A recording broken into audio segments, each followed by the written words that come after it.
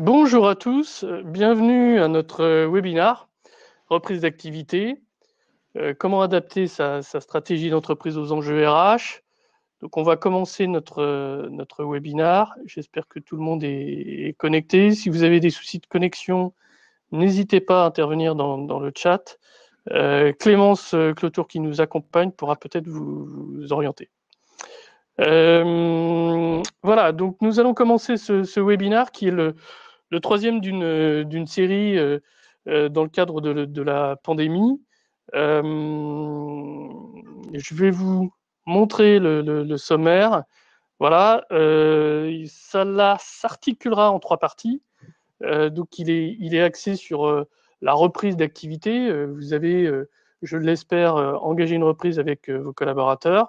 Donc la première partie sera quelles sont les ressources pour ce nouveau point de départ.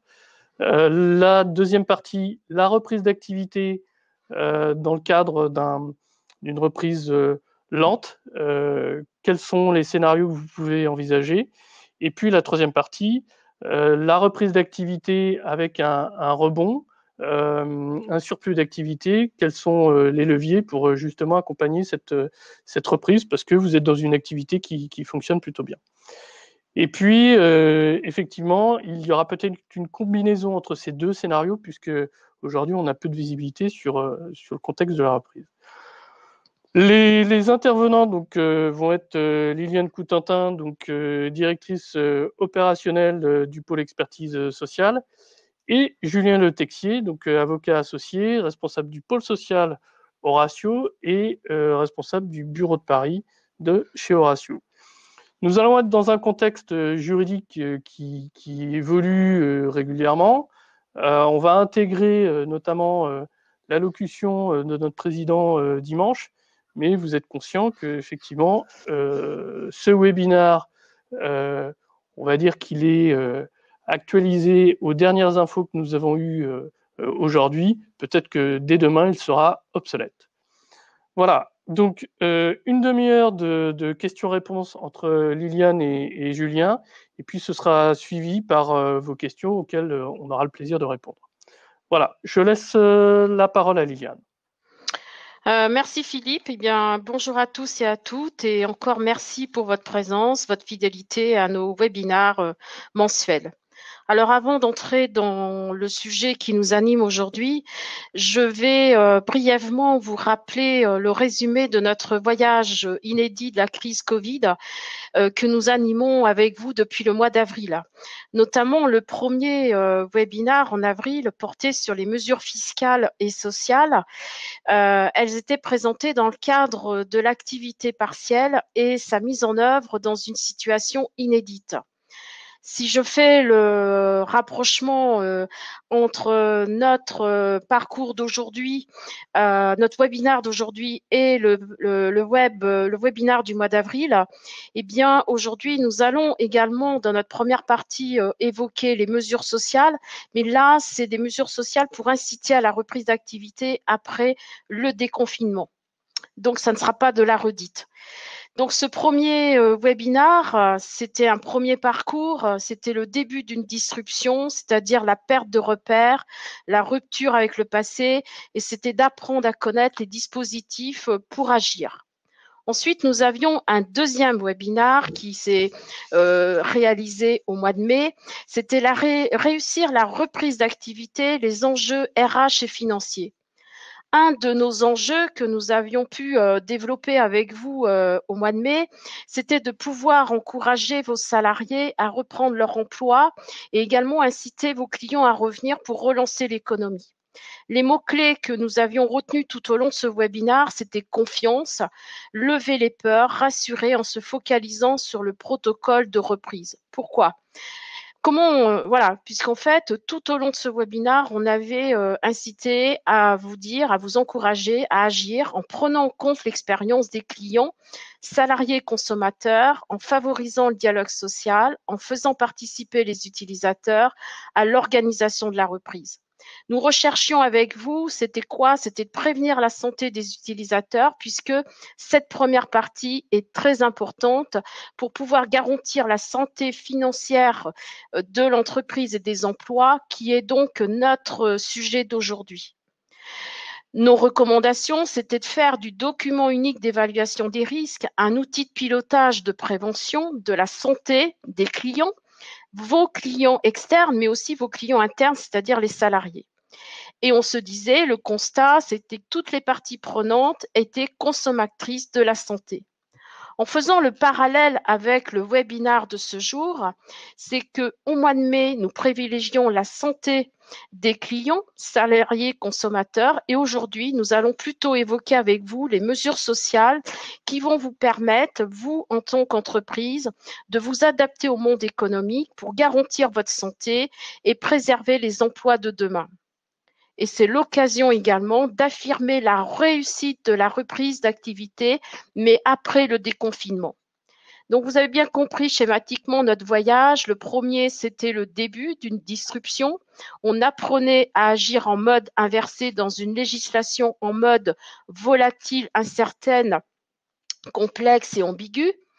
Le deuxième webinaire, qui était notre deuxième parcours, c'était d'apprendre à faire confiance pour réussir la reprise d'activité et prévenir la santé de ses clients, le client interne et externe, c'est-à-dire le collaboratif, l'expérience du salarié, prévention de la santé, l'organisation du travail. Et enfin, aujourd'hui, nous allons apprendre à organiser, à s'organiser, à s'adapter, c'est de comprendre les dispositifs et les utiliser pour pouvoir vous adapter à votre plan stratégique. Donc, c'est réussir la reprise d'activité en prévenant la santé de l'entreprise et les emplois de demain. Alors, en disant ça, eh bien, évidemment, notre plan, ça va être quoi? Notre plan du troisième webinaire, les ressources pour ce nouveau point de départ qui vont être animés par Julien. Ensuite, la reprise d'activité, mais de scénarios, comme vous a expliqué Philippe dans son sommaire tout à l'heure. C'est-à-dire, on a des solutions alternatives, mais qui peuvent être différentes selon si nous sommes dans un monde économique plutôt timide, une reprise timide ou plutôt abondante. Et nous terminerons bien sûr ce webinaire par une suite logique, je dirais, des recommandations liées à l'emploi. Alors, Julien, je vais te laisser la parole, mais avant de te laisser la parole, eh bien, je souhaiterais que cette première partie, qui est quelles sont les ressources pour ce nouveau point de départ, tu puisses nous faire part de ton retour d'expérience sur les questions récurrentes que les chefs d'entreprise que tu suis régulièrement dans ton quotidien, quelles sont leurs questions concernant les mesures qui vont permettre à chacun de rebondir et de bien démarrer ce nouveau départ. Merci Liliane, bonjour à tous. Alors effectivement, je me faisais la réflexion, on est le 16 juin, le 17 mars, ça fait maintenant 3 mois qu'on est confronté, que nos clients sont confrontés à cette crise sanitaire. On est beaucoup questionné, nous, conseillers juridiques, sur 2 thématiques, évidemment l'activité partielle, on va beaucoup en parler aujourd'hui, mais aussi les arrêts dérogatoires. Sur l'activité partielle, considérée comme un outil de prévention des licenciements pour motif économique. Vous le savez, l'activité partielle a pour intérêt de permettre à l'entreprise de se faire indemniser les heures non travaillées dans le cadre d'une fermeture d'entreprise, une fermeture d'établissement, d'une fermeture de service, ou alors de bénéficier d'une indemnisation des heures non travaillées dans le cadre d'une réduction horaire. Alors l'activité partielle, on l'entend, il suffit de s'intéresser aux médias, ça coûte évidemment très cher à l'État. L'État a mis en place un système d'indemnisation qui est jusqu'à présent très favorable pour les entreprises, puisque je rappelle la règle ici, on est sur une indemnisation à 100% de l'indemnité versée aux salariés, indemnisation de l'employeur. Le salarié est indemnisé à hauteur de 70% de son brut, qui correspond grosso modo à 84% de son net, et cette indemnisation est couverte à 100% par l'État pour l'employeur dans la limite de 4,5 SMIC. Beaucoup d'effets d'annonce, vous avez entendu parler. Cette prise en charge de l'État va être revue à la baisse, c'est-à-dire que l'indemnisation de l'État va passer à compter du 1er juin 2020, on est sur une rétroactivité, on est le 16 juin, à hauteur de 85%. Donc, on a une prise en charge qui passe de 100% à 85%, donc un reste à charge pour l'employeur de 15%. Je précise ici, certains d'entre vous ont peut-être entendu parler de ce qu'il y aurait un nouveau rabot de l'État fin juin. Vous avez peut-être entendu dire que ce reste à charge de 15% pour l'employeur passerait peut-être à 20% pour l'employeur. La ministre du Travail, dimanche dernier, est venue préciser qu'il n'y aura pas de rabot, de nouvelle réduction de la prise en charge de l'État sur l'activité partielle. Toujours sur l'activité partielle, beaucoup d'interrogations sur les heures supplémentaires.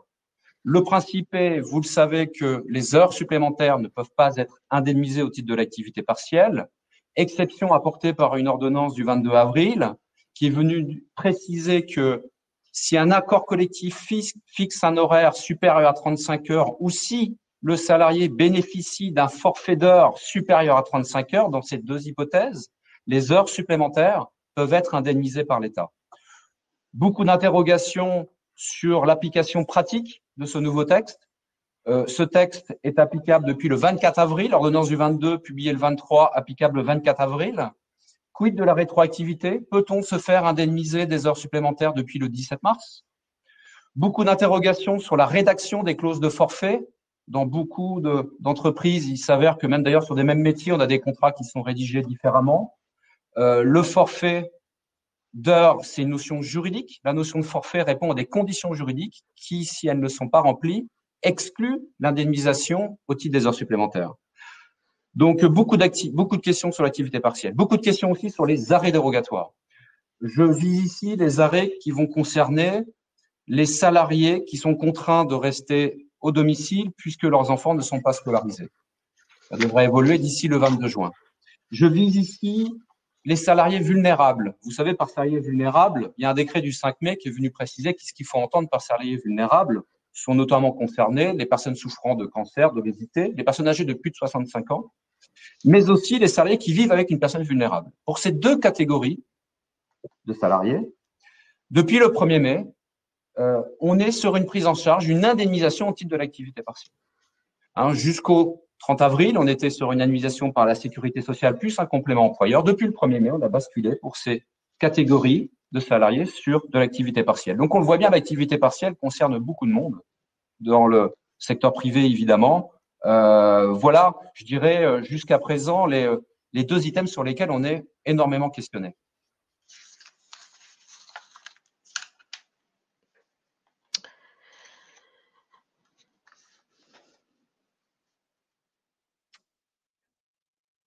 Liliane, je te laisse la parole. Hop là, parfait. Oui, merci Julien. Donc, en effet, ce que je peux retenir dans ce que tu as dit, c'est beaucoup de prudence, une législation incertaine, complexe, ambiguë, donc beaucoup de vigilance. Et ce qui est dit aujourd'hui, comme a dit Philippe tout à l'heure, eh bien, ça peut être un peu contradictoire en juillet. Donc, il ne faut pas hésiter à consulter la documentation, à nous consulter. Mais en tout cas, une nouvelle fois, nos auditeurs doivent retenir que la législation est incertaine, rien n'est acquis et qu'il faut donc à chaque instant se poser les questions. Ce que je peux retenir pour compléter les dires de Julien, c'est que nous avons des fonds publics et donc pas de justificatif, eh bien, nous ne pouvons pas prétendre aux aides et aux fonds publics. Également, comme on a dit aussi en introduction, nous avons une législation qui peut bouger. Et là, aujourd'hui, nous n'évoquerons pas une nouvelle législation puisqu'elle est dans un projet, mais on pourrait compléter ces ressources par les exonérations et annulations de charges qui sont encore en cours de discussion. Alors, Julien, pour compléter nos ressources, puisque là, tu as évoqué surtout les ressources financières, je vais te diriger plutôt sur les ressources administratives.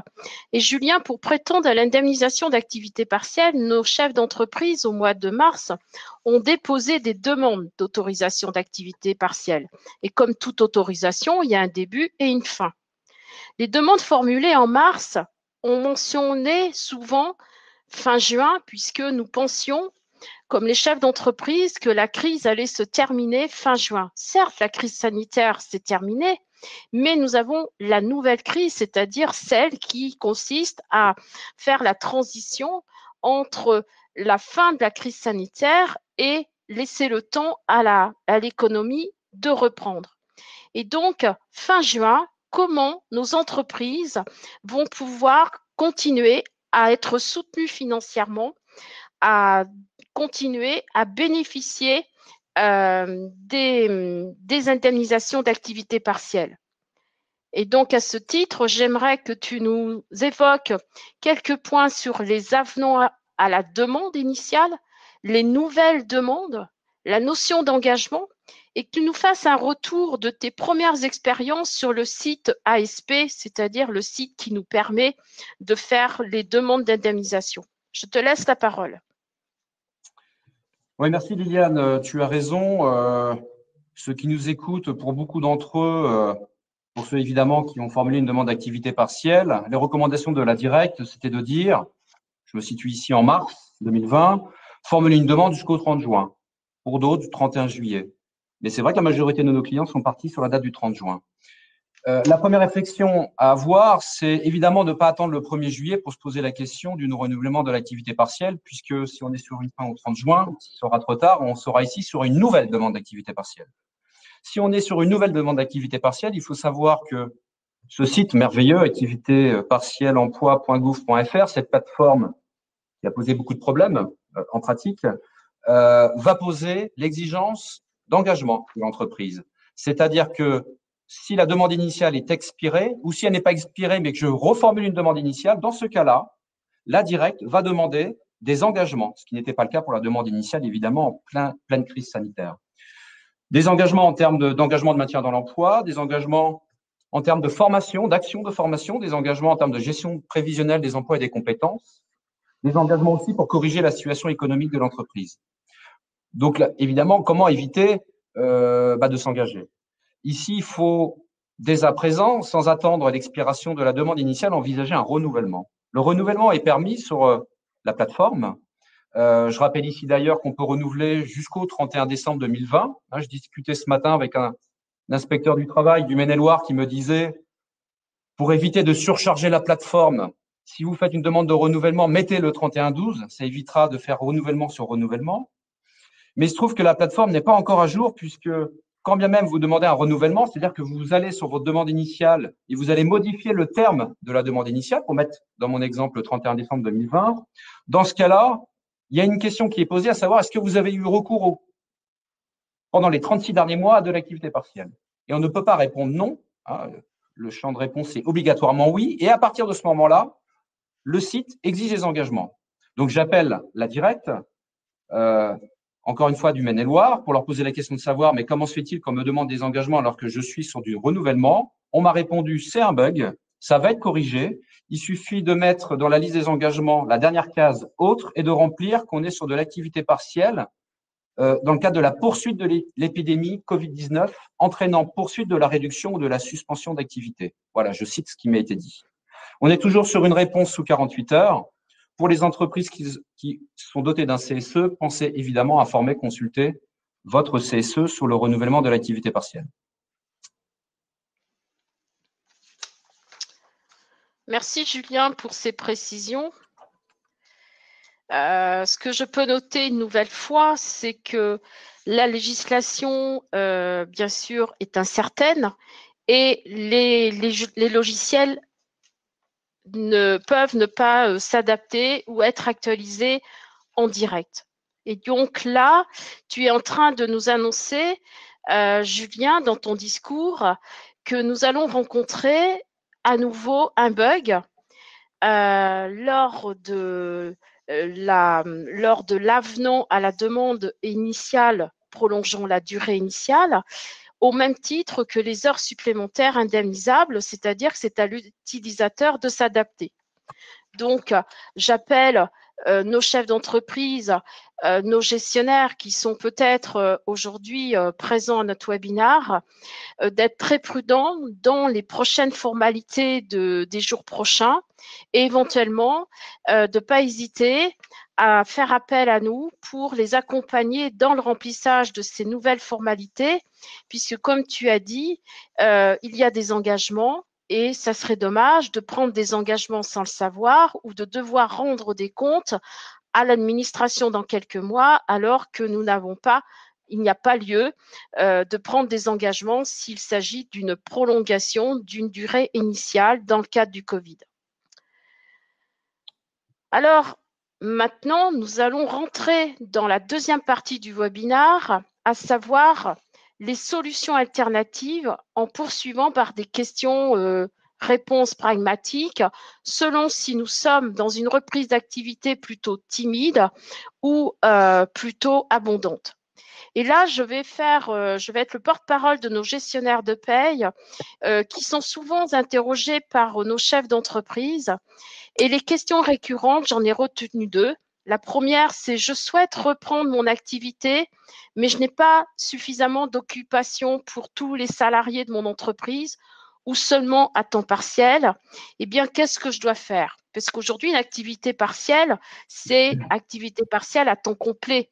Alors, est-ce que je peux demander une activité partielle réduite? La deuxième question, j'ai un accord d'entreprise. Je suis restée à 37 heures ou tout simplement à 39 heures, c'est-à-dire que je n'ai pas fait l'effort à un moment donné de réduire mon temps de travail à 35 heures. Et aujourd'hui, est-ce que je peux réduire le temps de travail des salariés ou prévoir des aménagements? Qu'est-ce que tu peux nous dire, Julien, à ce propos? Quelles sont les préconisations, tes retours d'expérience et nous faire écho éventuellement de quelques points dans un projet de loi, notamment le prêt de main-d'œuvre? Oui, Liliane, je vais reprendre les questions dans l'ordre posé. Première question que tu poses, c'est le point de savoir, est-ce que je peux faire de l'activité partielle à la carte? Je m'explique, on est dans l'hypothèse ici d'une entreprise qui va avoir différents établissements, différents services, différents ateliers, avec des niveaux d'activité différents. Certains services peut-être peuvent se retrouver en suractivité pendant que d'autres se retrouvent en sous-activité, et même au sein d'un service avec des collaborateurs qui sont très occupés, d'autres un petit peu moins. Dans ce cas-là, est-ce que je peux avoir recours d'activité partielle? Est-ce que ce dispositif me permet finalement de me faire indemniser à la carte mes heures chômées? La réponse est oui. Initialement, ce n'était pas possible. Le 17 mars, on était sur la règle bien connue des juristes, à savoir que l'activité partielle, si on est sur une réduction horaire ou si on est sur une fermeture, il faut raisonner collectivement. Je réduis le temps de travail et j'apprécie par service, par atelier, par établissement. Dorénavant, les textes ont évolué. Je peux faire de l'activité partielle à la carte. La condition, c'est de négocier obligatoirement un accord d'entreprise ou, si je n'ai pas de délégué syndical, par exemple, de passer par le CSE, de demander l'avis favorable du CSE sur un document unilatéral qui va organiser cette activité partielle à la carte. Donc, la deuxième question que tu posais, Liliane, à savoir, j'ai un accord qui fixe un temps de travail supralégal, supra 35 heures, à 37 heures ou à 39 heures. Qu'est-ce que je peux faire? Quelles sont mes possibilités d'aménager mon temps de travail? Alors, je dirais ici, il faut avoir deux réflexes. Le premier réflexe, c'est d'aller voir l'accord temps de travail. Si j'ai un accord collectif d'entreprise, il faut peut-être se poser la question de sa révision, de sa modification pour s'adapter à l'évolution de l'activité de l'entreprise. Se poser, par exemple, la question d'une réduction de l'horaire collectif, du recours à la modulation, du recours au forfait annuel en heures, forfait annuel en jours. Se poser aussi la question de la rédaction des contrats. Il faut évidemment aller voir les contrats. Moi, je le fais au quotidien. Dans beaucoup d'entreprises, on se rend compte que finalement, le temps de travail était un petit peu mis de côté. Sur des mêmes métiers, j'ai des contrats rédigés différemment. Lorsque je compare avec les bulletins de salaire, d'ailleurs, parfois, je peux m'apercevoir qu'il y a une incohérence. Il faut aller voir les contrats. Si je n'ai pas d'accord collectif temps de travail, mais que j'ai mis en place de gré à gré avec mes salariés un régime temps de travail, peut-être faire évoluer les contrats de travail. Qui dit évolution des contrats dit accord des salariés, c'est-à-dire avenant. Je ne peux pas imposer un nouveau régime temps de travail à un salarié si je modifie le contrat. Évidemment, ça doit se faire en accord avec les salariés. Tu le disais, Liliane, il y a un projet de loi, une seconde loi d'urgence sanitaire avec des mesures sociales qui a été adoptée le 10 juin dernier par le Sénat. Je ne vais pas ici, évidemment, traiter de tous les points, parce que ce projet de loi qui devrait être promulgué courant de semaine, c'est une révolution juridique. Moi, je pourrais dire, ça fait 3 mois qu'on est dans de la révolution juridique, puisque les textes évoluent, on est sur du dérogatoire, et là, on l'est encore. Je m'explique. Sur 2 points, notamment. Ce projet de loi d'urgence lié à la crise sanitaire instaure un nouveau régime, un nouveau dispositif, un nouvel outil juridique, qui est l'activité réduite pour le maintien de l'emploi. De quoi s'agit-il? Donc, tout d'abord, sont concernées ici les entreprises qui observent une baisse d'activité et qui ne sont pas de nature à compromettre leur pérennité. Si je suis dans une hypothèse où ça va vraiment tellement mal que je sais que je ne vais pas pouvoir maintenir mon effectif, il faut se poser évidemment la question de la rupture de contrat. Je pense ici au licenciement économique, à la rupture conventionnelle collective et à d'autres dispositifs qui existent. Ici, je suis dans l'hypothèse où j'ai une baisse d'activité, je veux m'engager pour maintenir mon emploi, ce que je n'ai pas à faire, on l'a vu tout à l'heure dans le cadre du dispositif d'activité partielle. Qu'est-ce que je peux faire? Dans ce cas-là, ce dispositif d'activité réduite pour le maintien de l'emploi, donc ça passe là aussi par un accord d'entreprise ou une décision unilatérale qui doit être validée par la directe.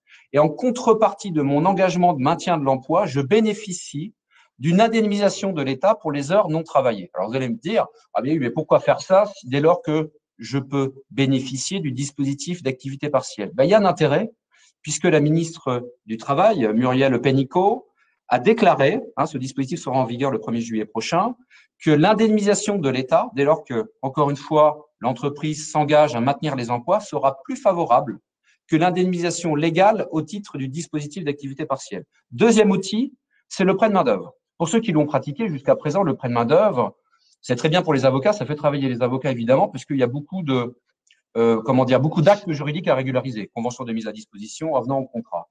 On va ici vers un dispositif simplifié. Ce texte organise du prêt de main-d'œuvre avec le minimum de formalisme juridique. Sont concernées ici, évidemment, les entreprises qui sont confrontées à une baisse d'activité, pour qui l'intérêt pourrait être de prêter des salariés à une entreprise qui, à l'inverse, est confrontée à une reprise plus forte que prévue d'activité avec des difficultés de recrutement. Le gouvernement a souhaité faciliter les transferts de salariés. D'où ce dispositif. Et c'est une révolution juridique, je le disais, puisque ce prêt de main-d'œuvre, il peut même se faire à titre lucratif, ce qui est extraordinaire pour moi, juriste. C'est-à-dire qu'on vient dire ici à un employeur qui ne sait pas quoi faire de ses salariés, plutôt que d'aller vers l'indemnisation de l'État, s'en remettre à la solidarité nationale, on vient dire à cet employeur, vous pouvez prêter votre salarié à une autre entreprise et facturer cette entreprise plus que ce que vous coûte le salarié. C'est-à-dire que le caractère lucratif est validé légalement, ce qui était interdit de faire, évidemment, jusqu'à présent, puisque le prêt de main-d'œuvre à titre lucratif était réservé à l'intérim, évidemment. Voilà, donc je vous invite à suivre l'actualité sociale. Je sais que vous le faites depuis maintenant 3 mois. Ce texte devrait être publié courant de semaine et il comporte d'ailleurs de nombreuses autres nouveautés sociales que celles que je viens de citer. Voilà. Merci Julien pour ces précisions. Je vois que finalement nos chefs d'entreprise ainsi que nos gestionnaires de paye et RH qui nous écoutent vont être rassurés. Il y a des solutions. Par contre, ces solutions ne sont pas packagées. Une solution adaptée à une entreprise peut ne pas être à dupliquer dans une autre. Chaque solution est unique. Seuls les partages d'expériences peuvent enrichir les réflexions. Mais c'est rassurant. Au moins, il y a des solutions alternatives. Maintenant, Julien, je vais te poser d'autres questions. Lorsque nous sommes dans le cadre d'une reprise d'activité, mais là, l'activité est plutôt dense et abondante. Est-ce que tu as, Julien, des points de vigilance à soumettre à nos auditeurs? Bon, bien sûr, le temps compte, mais voici quelques questions récurrentes. Est-ce que je peux recourir à des heures supplémentaires sans limite? Est-ce que je peux recruter également des CDD? de l'intérim. J'ai cru comprendre, là également, tu parles de révolution juridique, que sur les CDD, on va bientôt faire ce qu'on veut. Il y a un peu plus de liberté. Alors, quels sont, toi, tes étonnements en tant qu'avocat sur ce sujet? Donc, quelques minutes sur les solutions alternatives lorsque nous sommes dans des structures à forte activité. Nous t'écoutons. Oui, Liliane, donc on n'est plus ici dans l'hypothèse d'une entreprise qui est confrontée à une baisse d'activité, mais qui à l'inverse est confrontée à une suractivité, une activité plus importante que d'habitude. Bon, j'apprendrai rien à nos auditeurs en disant que on peut faire appel aux heures supplémentaires, évidemment. Je rappellerai ici que les heures supplémentaires bénéficient d'un régime social et fiscal de faveur. Je rappellerai ici que les heures supplémentaires sont limitées. Vous savez que un employeur ne peut pas dépasser un certain quota d'heures supplémentaires sur une année civile. Le quota légal, c'est 220 heures. Par accord conventionnel, on peut avoir un quota inférieur ou supérieur à 220 heures. Au-delà des heures supplémentaires, attention aussi de respecter les durées maximales. Les durées maximales, c'est 10 heures par jour, 48 heures par semaine, 44 heures sur une période de 12 semaines. On ne peut pas dépasser ces durées maximales, sauf autorisation de l'inspection du travail. Donc, recours aux heures supplémentaires. Deuxième réflexe à avoir, là aussi, rien de nouveau, en tout cas dans le principe, c'est le recours à la main-d'œuvre temporaire, CDD intérim. On est ici sur le motif de recours bien connu, à savoir l'accroissement temporaire d'activité. Je parlais tout à l'heure du second projet de loi d'urgence sanitaire. Là, vraiment révolution juridique. Je me répète, mais et j'insiste. Ce projet de loi prévoit la possibilité pour une entreprise, par accord collectif d'entreprise, de déroger à toutes les règles qui régissent le recours au CDD et même le recours à l'intérim. C'est-à-dire que par un accord collectif, je peux par exemple prévoir des CDD accroissement temporaire d'activité avec des durées maximales supérieures à la durée légale qui, vous le savez, est de 18 mois. Je peux prévoir des renouvellements supérieurs alors que la loi nous dit que ce n'est pas plus de 2 renouvellements dans la limite de 18 mois. Je peux déroger au délai de carence, c'est-à-dire au délai d'interruption entre 2 CDD pour accroissement temporaire d'activité sur un même poste. Je peux même, en tant qu'entreprise utilisatrice d'intérim, négocier un accord collectif d'entreprise qui va organiser, prévoir de nouveaux motifs de recours. C'est extraordinaire, ça, quand même. On sait bien que sur les motifs de recours, d'ailleurs, on a beaucoup de contentieux de requalification. Je peux, par la négociation collective, fixer des motifs de recours qui répondent à mon besoin. Je suis pas sur de l'ATH, je suis pas sur de l'emploi permanent. Je vais créer un motif de recours qui est par nature temporaire pour pouvoir faire appel à de l'intérim avec des durées qui seront, encore une fois, des durées dérogatoires. Voilà. Il y a encore d'autres outils. Je ne vais pas monopoliser évidemment la parole sur le sujet. Il y a beaucoup d'autres outils qui existent. Mais je veux aussi faire passer le message qu'au-delà des outils juridiques, n'oubliez pas aussi que l'important pour l'entreprise, c'est de se poser les questions RH, ressources humaines, management, formation, employabilité. Voilà, sur ce sujet très important aussi, je laisse la parole à Liliane. Merci Julien. Donc en effet, au-delà des outils juridiques, comme tu as évoqué, il y a aussi les outils RH qui peuvent vous aider, chef d'entreprise, et c'est valable dans les 2 scénarios que nous avons développés à l'instant. Nous avons des outils RH également qui vont vous aider à adapter votre stratégie d'entreprise à ce monde nouveau et tout ça pour préserver votre santé financière et également les emplois de demain. Alors, je vais regrouper emploi et professionnalisation. Ça, c'est un point clé de la réussite, de la reprise d'activité. Ça l'était déjà avant la crise, mais ça l'est encore plus aujourd'hui. Pourquoi? Parce qu'il faut penser qu'un nouveau monde, forcément, ça peut générer des nouveaux emplois ou une nouvelle façon de travailler. Et donc, qui dit nouveaux emplois, une nouvelle manière de travailler, eh bien, il va falloir également réfléchir sur la capacité d'adapter les salariés à leur nouveau poste et à ce changement. Et donc là, il y a des questions réflexives à se poser. Est-ce que l'emploi d'avant la crise est toujours celui après la crise? Est-ce que la reprise d'activité, le nouvel élan, les nouveaux horizons, eh bien, est-ce que ça modifie les emplois existants dans l'entreprise? avez-vous tout simplement des besoins de compétences nouvelles? Est-ce que les compétences que vous aviez avant la crise, pendant la crise et là, après la reprise, est-ce qu'elles sont toujours adaptées? Et tout simplement, est-ce que vos salariés vont s'adapter aux emplois de demain? Alors, il n'y a pas de solution miracle, si ce n'est qu'un outil qui peut vous aider à répondre à ces questions, c'est l'entretien professionnel.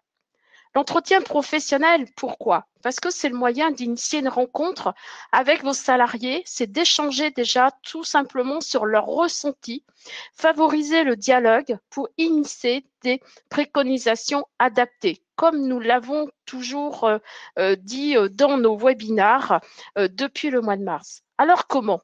Entretien professionnel, comment? Dites donc déjà, chaque année, vous avez l'entretien d'évaluation. Tous les 2 ans, l'entretien professionnel. Eh bien, un conseil, profitez de cet après-confinement pour faire le point avec vos salariés, avec vos managers. Pourquoi? Parce que pendant la période de confinement, vos salariés ont réfléchi sur leur avenir, sur le devenir de l'emploi, sur le sens du travail. Il suffit qu'aujourd'hui, ils se trouvent dans des secteurs d'activité qui peuvent avoir plus de difficultés que d'autres. Ils peuvent avoir des peurs, des craintes, mais aussi tout simplement des idées pour rebondir avec vous. Donc, l'entretien professionnel et le dialogue, eh bien, ça peut être 2 éléments, 2 outils pour préparer avec eux le plan de formation en adéquation avec les besoins, avec leurs attentes, avec vos attentes, les attentes de vos clients, et tout ça pour faciliter le développement des compétences. Alors là, qu'est-ce qu'on peut vous recommander? C'est une approche collaborative, comme nous avons pu vous le préconiser la fois dernière avec le document unique d'évaluation des risques, puisque le document unique d'évaluation des risques, c'est un outil de pilotage pour prévenir la santé des salariés et pour les rendre consommateurs de leur santé. Et bien là, aujourd'hui, au travers de l'entretien professionnel et l'analyse des emplois, eh bien, on va dire qu'on est en train de vous encourager à considérer l'entretien professionnel comme un outil de pilotage pour prévenir les compétences de demain par le dialogue et également permettre aux salariés de devenir consommateurs de leur parcours de formation. Alors, nos recommandations clés, c'est que dans ce cadre-là, eh bien, vous allez boucler les solutions alternatives, les solutions pour préserver la santé de l'entreprise, mais aussi vous allez répondre à une obligation du Code du travail, adapter le salarié à son poste de travail. Parce qu'en faisant de la sorte, vous avez un élément de preuve que tous les efforts de formation ont été réalisés. Et c'est d'autant plus utile et important si demain, l'activité vous obligeait à rompre sur le plan économique les contrats. Alors, vous allez me dire avec quelles ressources? Bien, avant la crise, il existait des dispositifs. Pendant la crise, il existait aussi des dispositifs. Et aujourd'hui, eh bien, vous pouvez bénéficier de ressources supplémentaires de l'État, des dispositifs de l'OPCO pour pouvoir engager des plans de formation et disposer des compétences demain. Alors enfin, je vois que le temps tourne, eh bien, je vais terminer le webinaire sur les mots notamment clés qu'il faut retenir dans la mise en œuvre de la reprise dans ce monde nouveau pour réussir. Eh bien, c'est une approche collaborative, une approche expérientielle. Nous l'avons évoqué la fois dernière dans le webinaire numéro 2. Là, nous l'avons également abordé. Et c'est donc par l'engagement, la confiance, l'implication de tous, la créativité. Vous avez bien vu Julien tout à l'heure, vous a expliqué de nombreuses solutions alternatives pour pouvoir rebondir par rapport à l'économie. Et donc, la créativité de toutes les parties prenantes, eh bien, c'est comme ça que l'entreprise peut s'adapter et se réinventer. Et nous pouvons également conclure en se disant, finalement, est-ce que c'est pas le moyen aujourd'hui de faire renaître le dialogue social dans l'entreprise? Est-ce que Julien, tu peux Tu veux rajouter quelque chose sur cette conclusion finale? Sinon, dans le cas contraire, nous allons laisser la parole à Philippe pour connaître les quelques questions que nous aurions de nos auditeurs. Oui, en guise de conclusion, je ne sais pas, en fait, depuis 3 mois où nous, travaillistes, on est énormément questionnés par nos clients sur toutes ces questions juridiques de gestion du temps de travail, les arrêts dérogatoires, etc.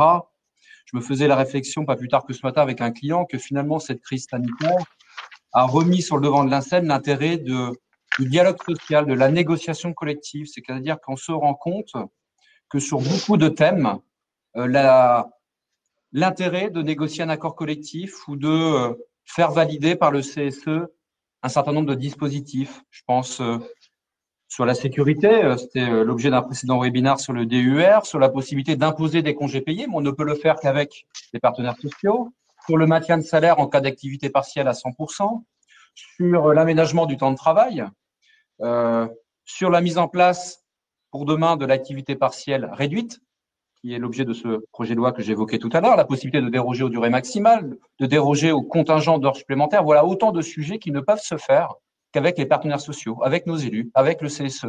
Et beaucoup de clients me disent, finalement, avant cette crise, je caricature pas trop le propos, on se posait la question du dialogue social, de l'intérêt du CSE sur un certain nombre de sujets. On se rend compte que on est quand même sur de la cogestion sur un certain nombre de sujets avec nos partenaires sociaux, dans l'objectif de sauver l'entreprise, évidemment.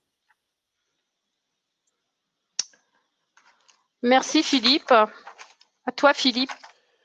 Oui, merci pour votre intervention. Alors désolé, hein, j'ai eu des petits problèmes avec le support, c'était pas très fluide, j'ai eu des problèmes techniques. La conclusion quand même de ce webinaire, c'est que sur la conduite du changement, on voit bien qu'on a été mis à l'épreuve, mais malgré tout, dans la plupart des entreprises, on voit que les collaborateurs savent s'adapter.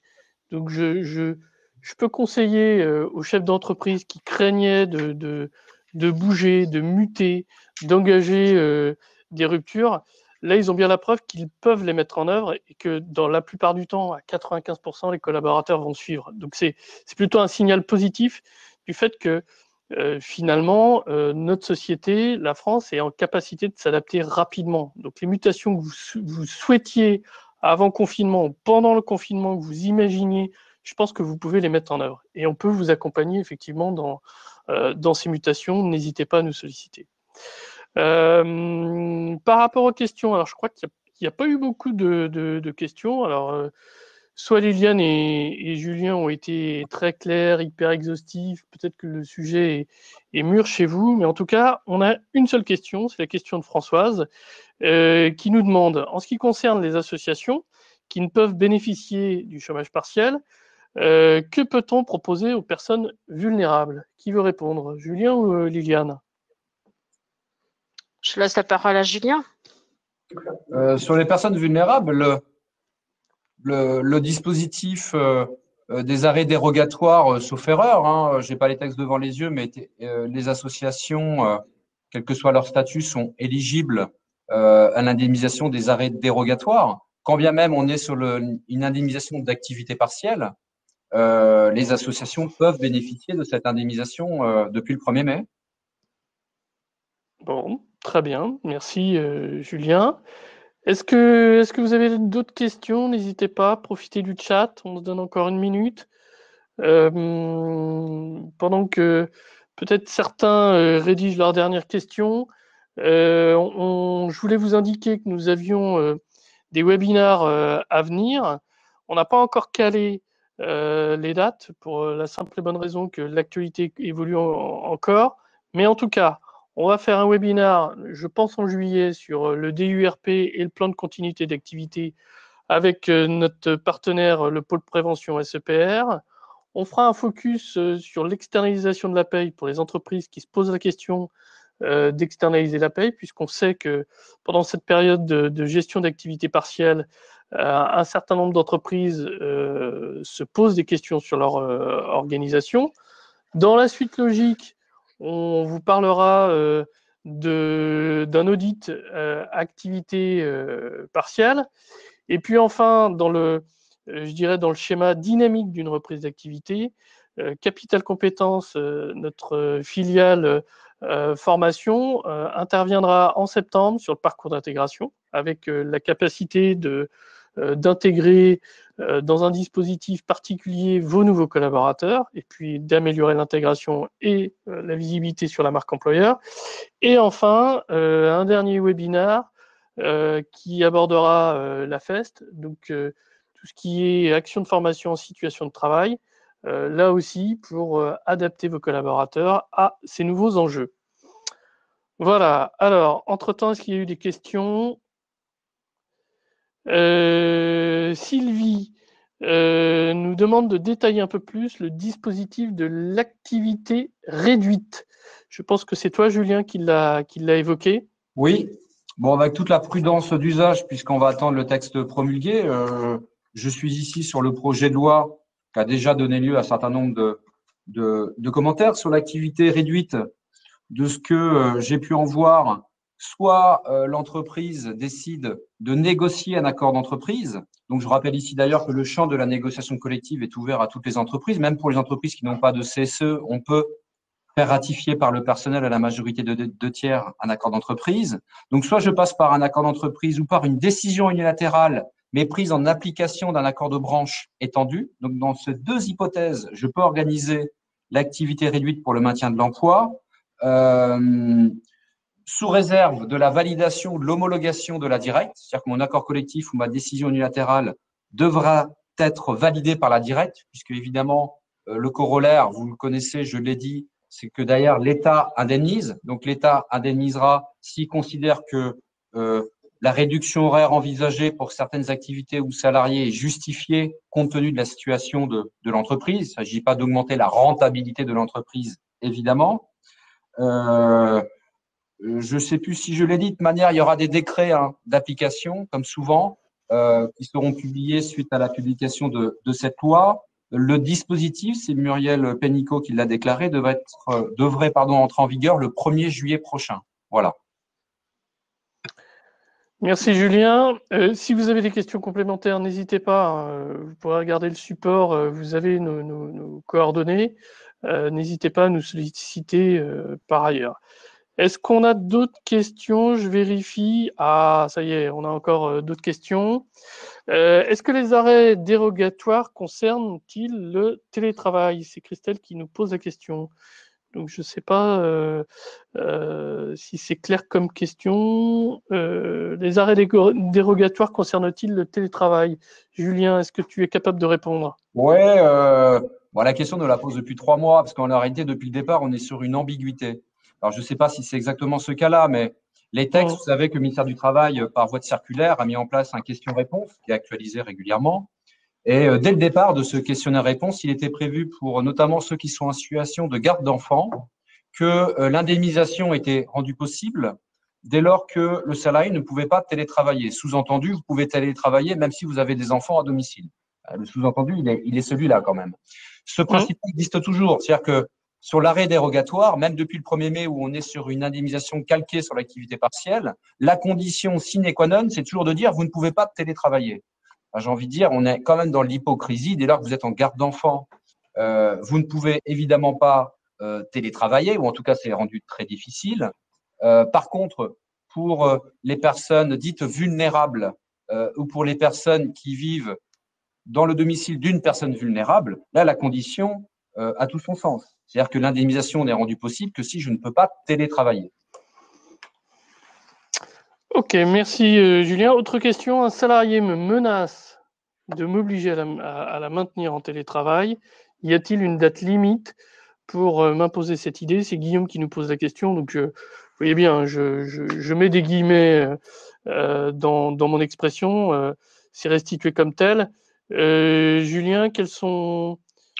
Ouais, là quelle est aussi, l'approche? c'est une question…